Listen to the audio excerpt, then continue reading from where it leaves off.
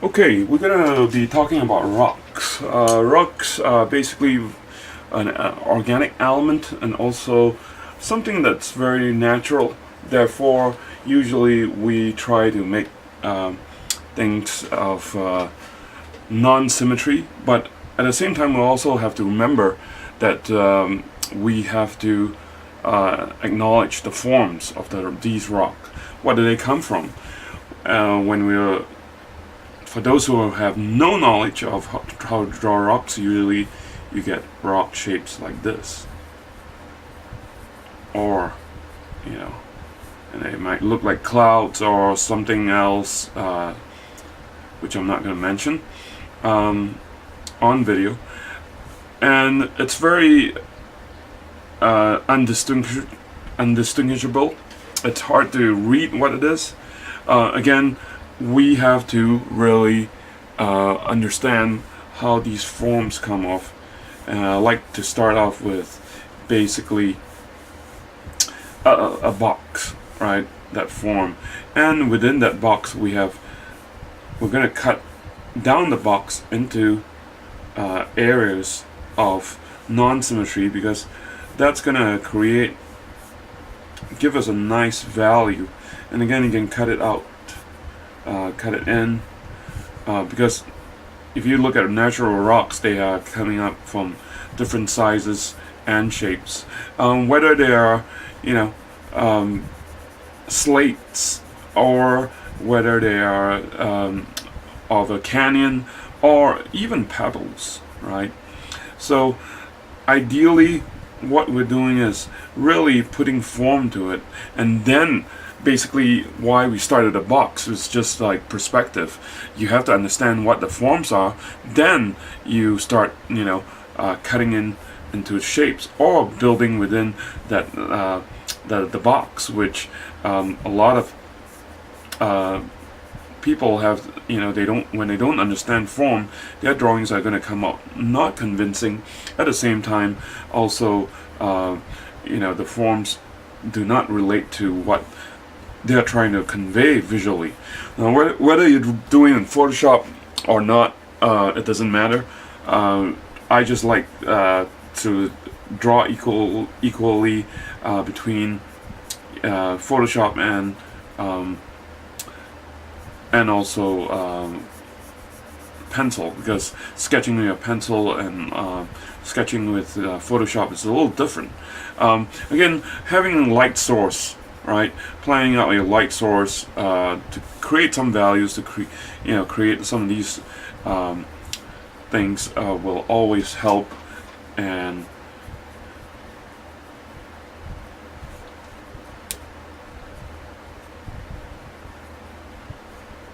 so that the values will hold, and at the same time, so this could be like a mountainside, and you could perhaps put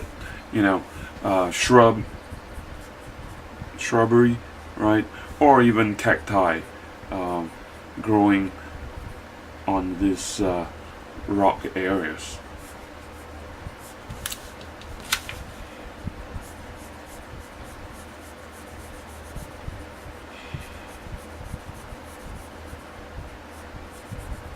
So something like that, where we can definitely continue doing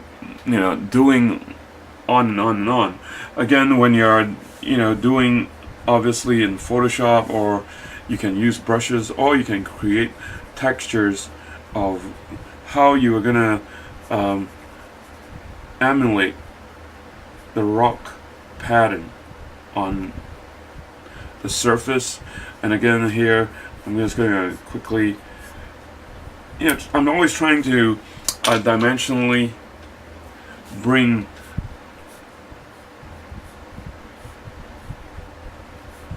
form into my shapes, or the areas that I'm doing, because it's important to understand that, and to show that one understands how these things are come to in the two-dimensional level.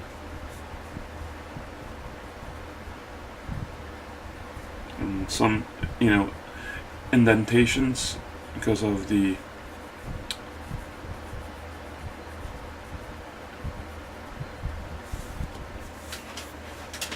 inconsistency of the rock itself. And perhaps you could put something larger and maybe hint that area.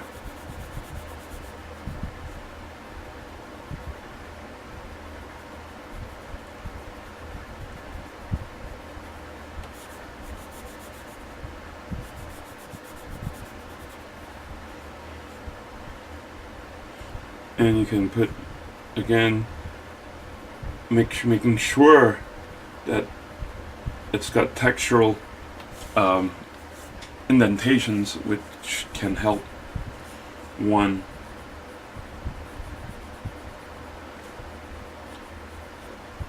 understand some of these forms. These forms are very natural, they're very organic, so we usually try to stay away from symmetry, right? We're trying to create different scales, so that they give it that naturalistic attributes. So obviously there's all kinds of terrain that's surrounding us. So, and this video also lead to mountain sites, landscaping, mountains. We have a lot to cover on all that, but it'll be a lot of fun, because these are the things that are very important in background design, elements of things that you have to consider important. And it is important to know how to render and understand some of these forms, because as you go along, to maybe perhaps if you're hired to a show or a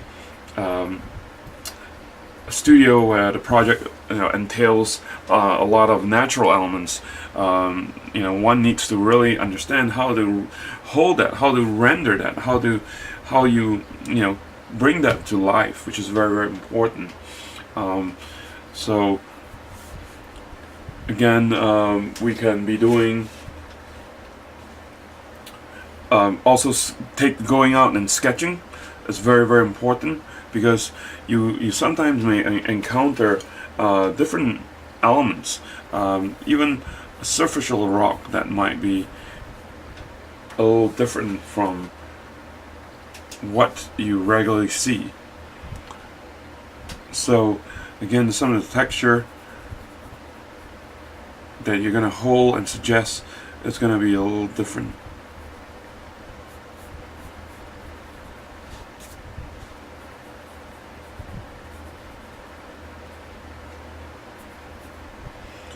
So creating texture obviously is something really nice, and sketching outdoors is a very key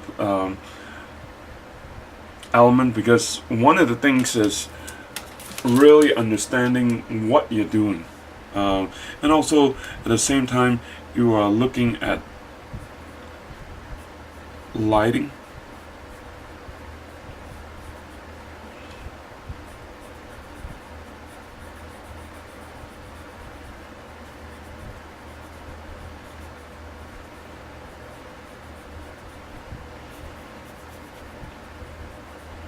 Lighting is really important.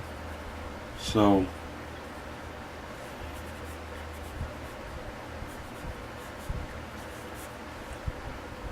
and really observing from life. Again, I'm drawing this by looking at a little few references on Google. It's convenient to have Google, but at the same time, nothing's like really going out to really sketch these forms, okay? Because it'll allow you to really understand what brings in the shapes, and also again, having a sketchbook with you all the time is crucial, very very noteworthy, because you basically get to really look and observe, and also at the same time you're practicing. So practicing elements of drawing. Now I could basically maybe do a hillside, but I'm still trying to maintain form, as maybe this hillside might be kind of mountainous. It's got slopes, but again, trying to maintain the lighting source.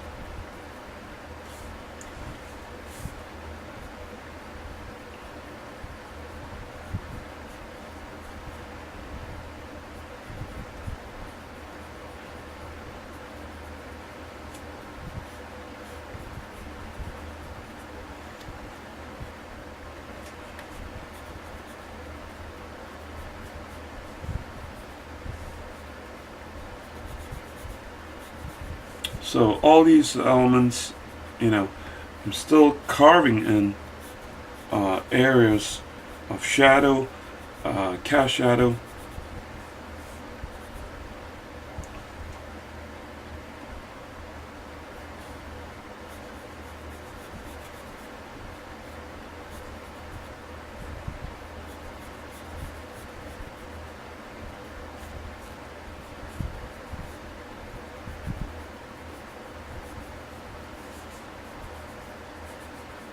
And it takes time, but observation is key.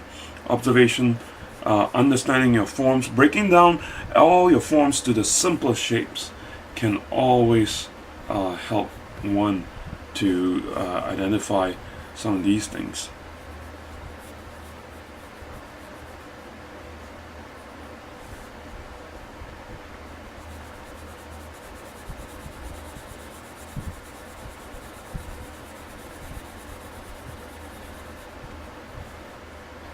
Again, you could initialize scale. Maybe a guy trying to hike a backpack. So this could be, something as you notice, and we should compose into a illustration or a idea, but you're covered with natural elements. So again, defining your forms, very important. All these obviously you can add to it, whether it's vegetation or living elements. So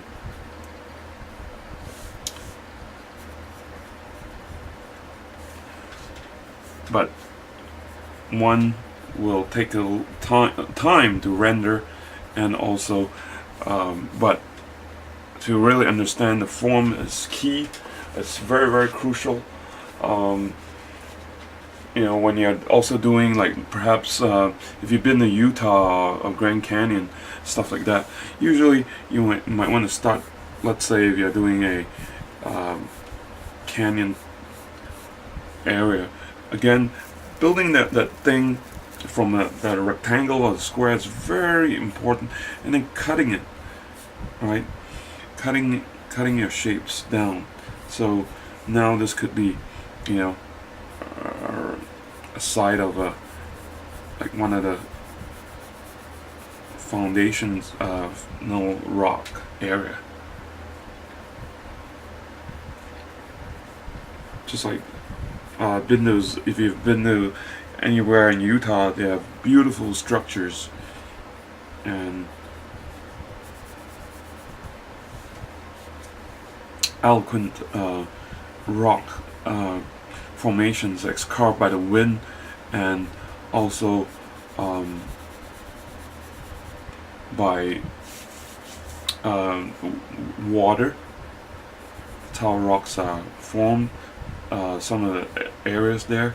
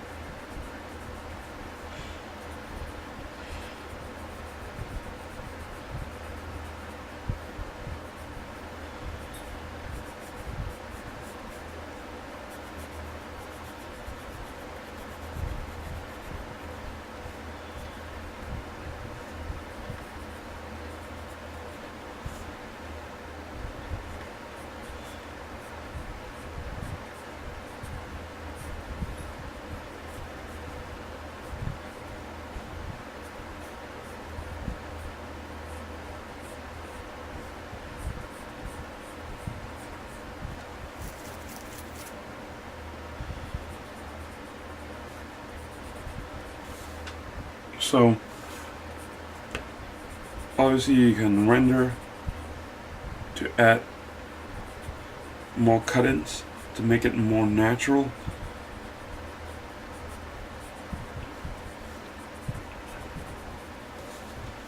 And things of such that can create nice value.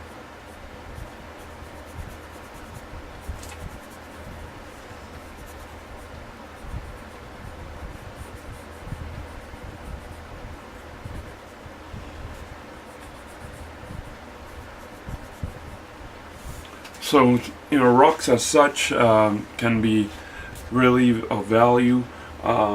Obviously, again, a lot of different formations, but I'm still going to continue demoing a few more things, showing perhaps a landscape that you could be using and also distant mountain terrains, right?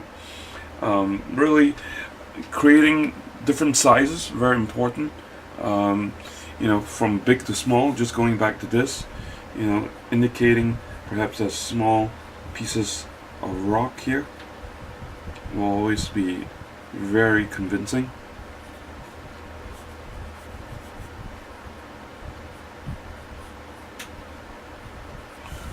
So I'll be coming back with the rock formations landscape base, how we can do certain elements to create a scenery. A lot more drawing to come, so we will be right back, and thank you for watching.